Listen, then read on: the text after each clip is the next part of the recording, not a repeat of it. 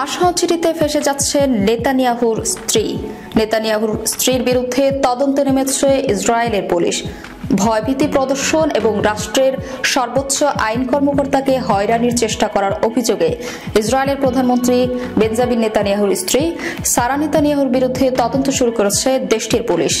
রোববার ফাঁস হওয়া এক চিঠিতে জানা গেছে এই তথ্য। গত ২৬ ডিসেম্বর ইসরায়েলের পার্লামেন্ট নেসেটের সদস্য ও দেশটির বিরোধী দলীয় নেত্রী নামা লাজিমিকে এই তথ্য নিশ্চিত করে চিঠিতে দিয়েছে অ্যাটর্নি জেনারেলের দপ্তর। সেটির একটি অনুলিপি এএফপির কাছে এসেছে।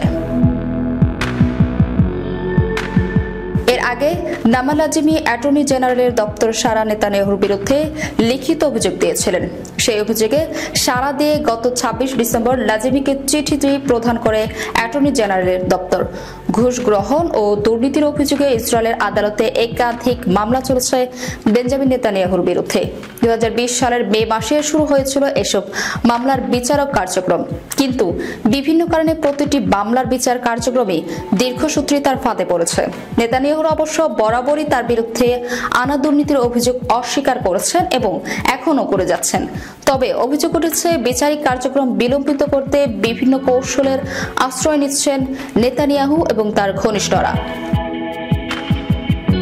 সারা নেতানিয়াহু এক্ষেত্রে নেতানিয়াহুর সহায়ক হিসেবে কাজ করছে বলে অ্যাটর্নি জেনারেল বরাবর দেওয়া চিঠিতে জানিয়েছেন নামা লাজিমি।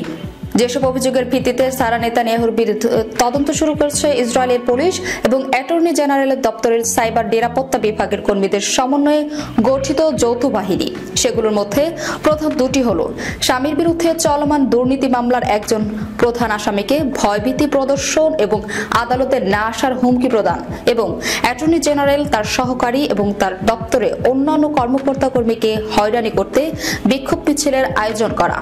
নেতানিয়াহুর বিরুদ্ধে যেসব মামলা চলছে আদালতে, সেগুলোর মধ্যে সবচেয়ে বড় ও আলোচিত মামলাটির রায় ঘোষণা হলে নেতানিয়াহু এবং তার স্ত্রী উভয়ই বিপদে পড়বেন।